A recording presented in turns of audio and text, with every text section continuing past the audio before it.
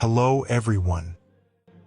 Los Angeles, the dazzling city that never sleeps, suddenly turned into a nightmare.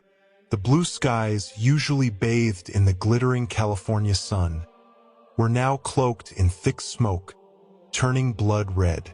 The sound of sirens wailed incessantly, interspersed with desperate cries from residents struggling to escape one of the largest wildfires in the city's history.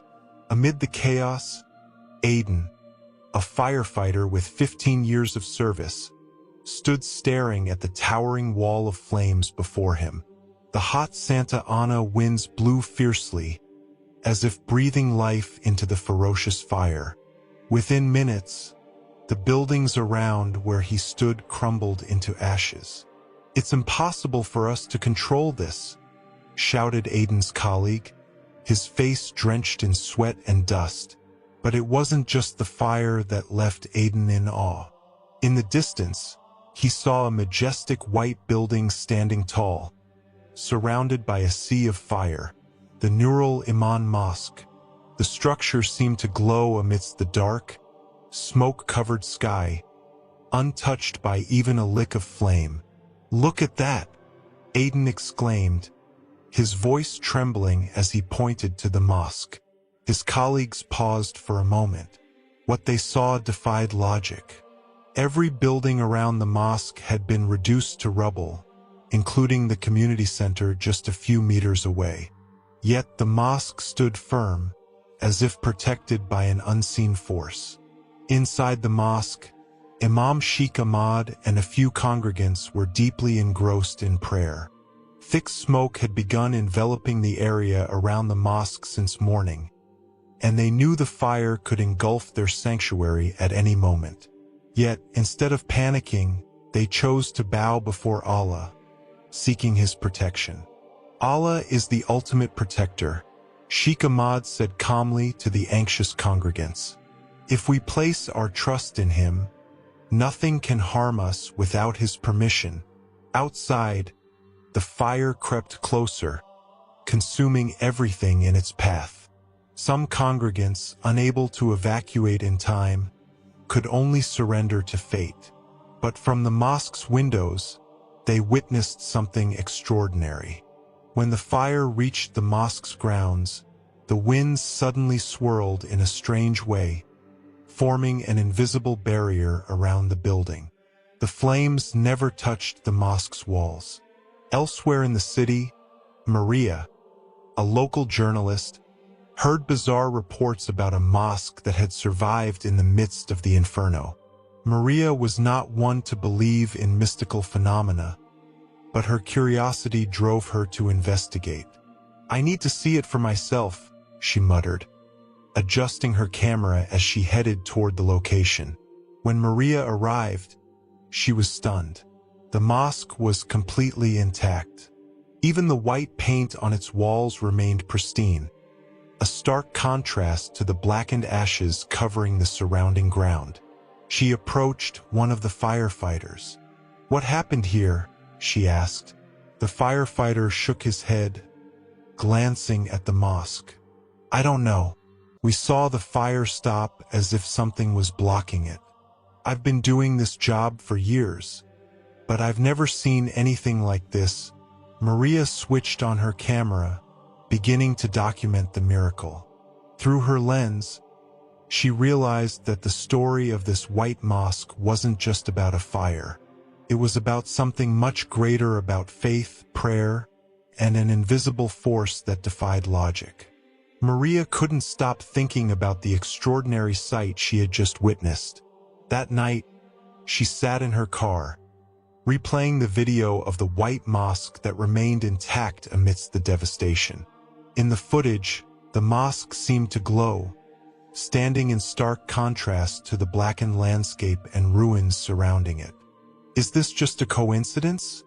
she murmured, trying to find a logical explanation.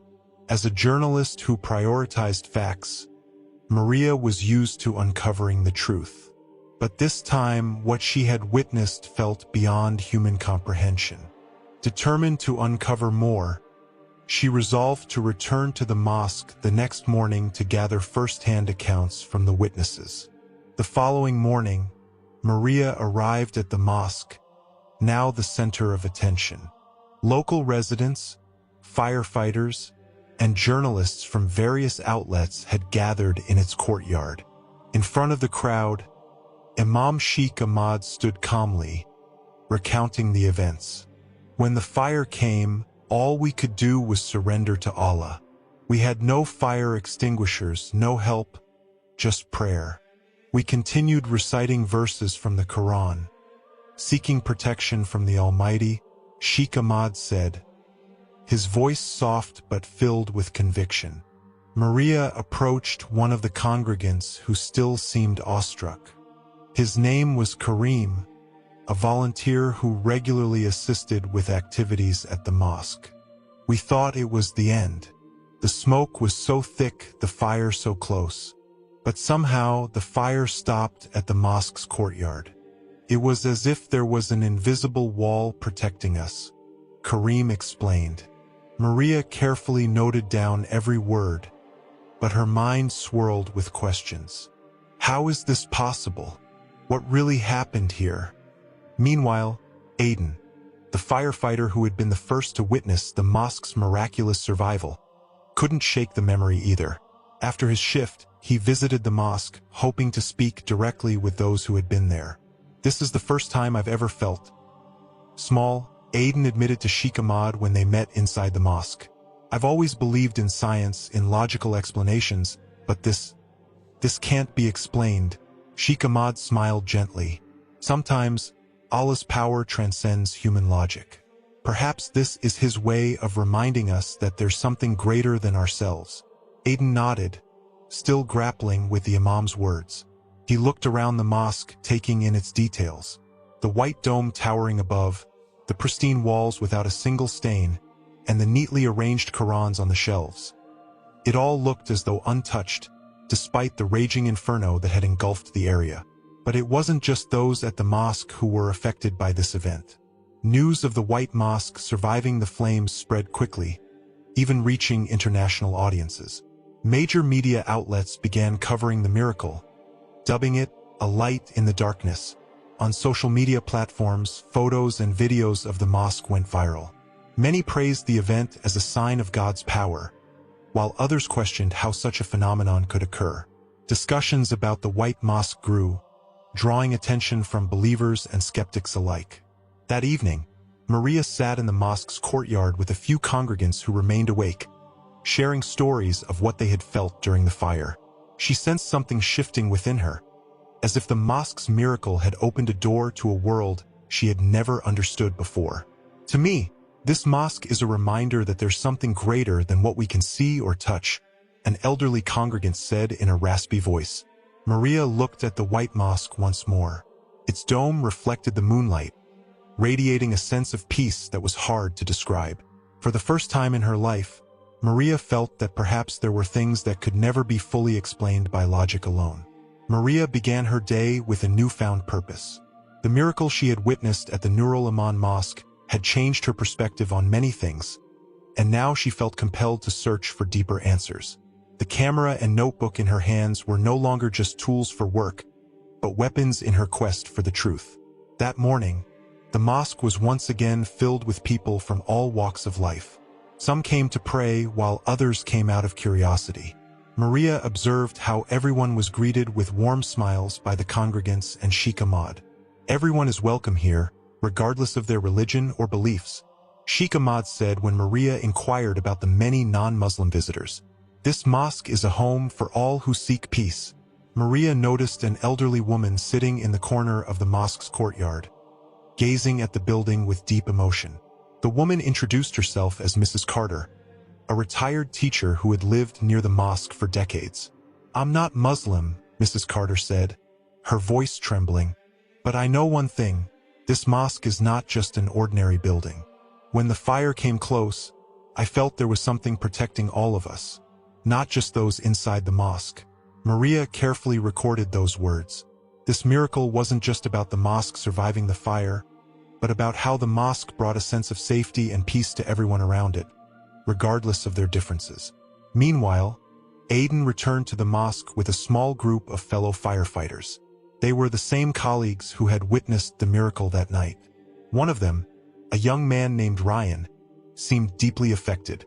"Since that night, I feel like something is missing in my life," Ryan said to Sheikh Ahmad. "I don't know what it is, but I want to learn more." Sheikh Ahmad welcomed them with a warm smile. He explained that the mosque wasn't just a place of worship, but also a place to share knowledge and wisdom. "The fire may have been a test, but it is also a lesson for all of us," Sheikh Ahmad said. Aiden, usually skeptical of spiritual matters, began to feel something different. "For years I've been putting out fires, thinking we could control everything. But that night, I realized there is a power much greater than us." Elsewhere, Maria decided to meet with a wildfire expert to get a scientific explanation. Dr. Nathan Harris, a researcher at the University of California, had studied wildfire patterns in Los Angeles for years. "Theoretically, there's no scientific reason why the mosque remained intact," Dr. Harris said as he examined Maria's photos. "The Santa Ana winds should have pushed the fire straight toward the mosque. All the buildings around it burned, but the mosque, it's like there was a barrier protecting it." Maria nodded, but she knew that this story couldn't be explained solely from a scientific perspective. There was something bigger than just facts and data. A few days later, a small event again caught Maria's attention. A man named Alex, once known as a staunch skeptic of religion, came to the mosque to speak with Sheikh Ahmad. Alex was an architect who had been involved in the mosque's renovation a few years prior. "I don't believe in miracles," Alex said, "but I know the construction of this building. The materials are ordinary, nothing special. If the other buildings around here could be destroyed, this mosque should have been destroyed too. But look at it, not even a scratch." Sheikh Ahmad smiled and said wisely, "Sometimes, Allah shows his signs through things that cannot be explained. Not to prove his power, but to remind us to return to him." That day, Maria realized that the miracle of Nur al-Aman Mosque was not just about the walls surviving the flames. The miracle was how this mosque inspired those around it, both the believers and the skeptics, to reflect on life, the power of prayer, and the greatness of the Creator. Maria gazed at the mosque's glowing dome under the afternoon sun. She knew her search was not over. But one thing was clear to her. This mosque was a sign, not only for Muslims but for all of humanity. A sign that hope, faith, and unity could emerge even in the greatest of tragedies. Where there is the fire of destruction, there Allah can ignite the light of hope.